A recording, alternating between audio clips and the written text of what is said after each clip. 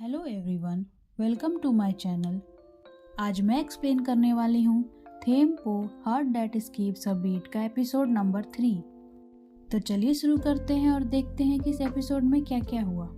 इस सीन में हम देख रहे होते हैं कि थेम बैठा है और वो वाली क्लिप देख रहा होता है जब वो फूड ट्रक लेकर जुन के पास गया था।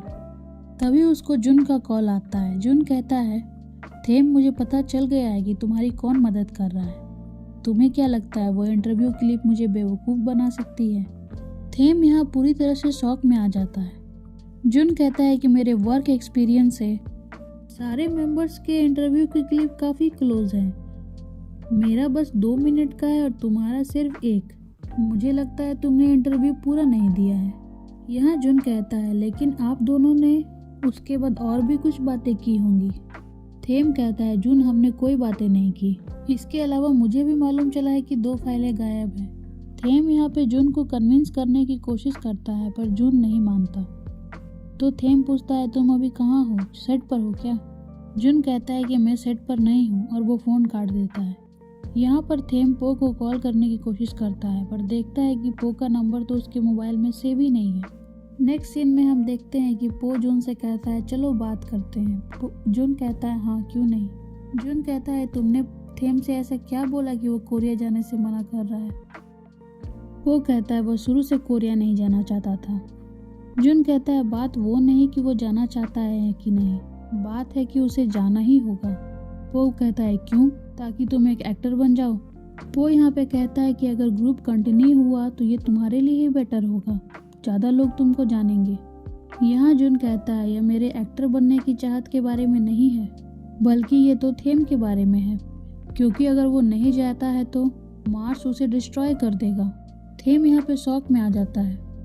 तभी जुन कहता है कि उसने ग्रुप के लिए जो कुछ किया है उसके बारे में उसने तुमसे कितना बताया है?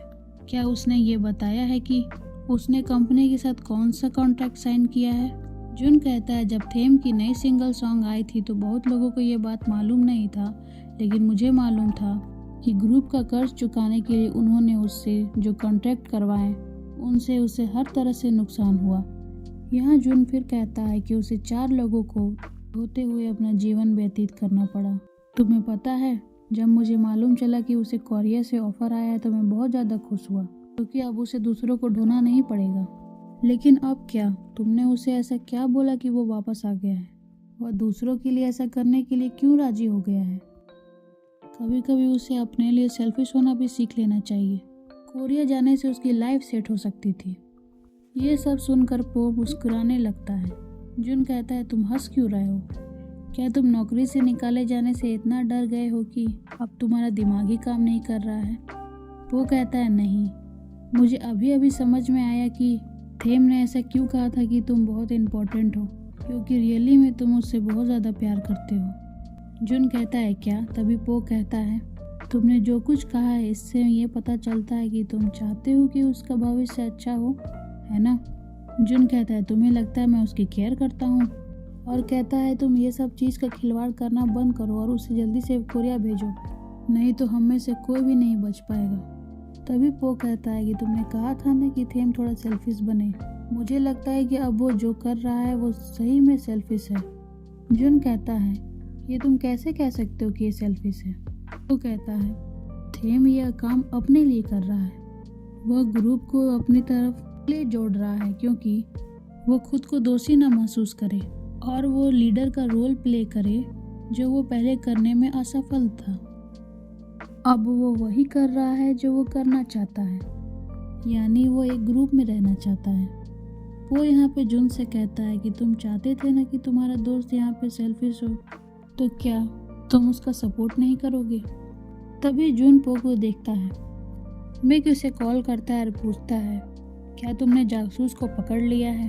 तुम्हें लगता है वो पो है क्या? जुन कहता है, नहीं, वो नहीं है, और वो फ़ोन कट कर देता है। यहाँ पो और जुन एक दूसरे को देखते हैं और मुस्कुराते हैं। नेक्स्ट सीन में हम देखते हैं कि पो शूट शॉप पर आ जाता है। वहाँ हम देखते हैं कि थेम घबराते हुए पो के पास आता है और पूछता है, तुम ठीक तो हो ना? वो कहता है, रिलैक्स, मैं ठीक हूँ। थेम कहता है, मुझे लगा कि तुम्हें जुन ने पकड़ लिया है। तभी वो कहता है तुमने मुझे कॉल क्यों नहीं किया। यहाँ पो सोच में पड़ जाता है और कहता है कि अगर तुम मेरी मदद करना चाहते थे तो तुमने मुझे कॉल क्यों नहीं किया, मैंने तो तुम्हें अपना नंबर भी दिया था। तभी थेम बोलता है मैंने तुम्हें अपना नंबर दिया लेकिन तुमने मुझे अपना नंबर नहीं दिया। वो कहता है हाँ तुम सही बोल रहे हो। तभी थेम बोलता है मुझे अपना नंबर दो। पो उसे अपना नंबर देता है। थेम यहाँ पो से पूछता है कि सब कुछ ठीक है ना। तभी पो कहता है जुन तुमसे मिलना चाहता है, तुमसे बातें करना चाहता है, तुम्हें पता है कि वो कहाँ मिलेगा। नेक्स्ट सीन में हम देखते हैं कि जुन गेमिंग सेंटर में गेम खेलता रहता है। तभी वहाँ पे थेम आ जाता है। जुन कहता है तुम इतने जिद्दी क्यों हो।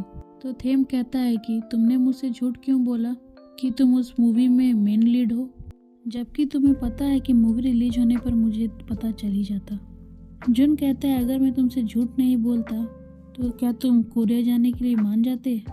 तभी बीच में थेम थैंक यू बोलता है। तो जुन बोलता है तुम्हारा दिमाग खराब है क्या, तुम मुझे थैंक यू क्यों बोल रहे हो। थेम कहता है रूप वाले घर जाने के लिए धन्यवाद, ये तुम ही थे ना जो पौधों में पानी डालते थे। तभी जुन कहता है ये मत समझ लेना कि मैं इन सब चीज़ों में हूँ, प्लीज़ ओके। वहाँ अब कोई नहीं रहता है और वहाँ पानी और बिजली मुफ्त है, तो मैं क्यों नहीं रुकूंगा वहाँ पे। थेम कहता है ठीक है और मुस्कुराने लगता है। वो फिर कहता है कि डायलन से पहले मुझे मुक्का मारने के लिए थैंक यू, नहीं तो मेरा पूरा चेहरा खराब हो जाता। दो दोस्त फिर आपस में मजाक करने लगते हैं। फिर वो दोनों पहले की तरह गेम खेलने लगते हैं और अपने एंजॉय करने लगते हैं। यहाँ नेक्स्ट सीन में दिखाता है कि पो थेम को मैसेज करना चाहता है पर कर नहीं पाता। पूछना चाहता है कि तुमने जून के साथ सब क्लियर कर लिया, लेकिन वो मैसेज लिखकर डिलीट कर देता है। कुछ देर बाद वो शॉप को बंद करने लगता है। तभी वहाँ पे थेम आ जाता है। वो कहता है अरे तुम यहाँ, मुझे लगा तुम अभी जून के साथ होगे।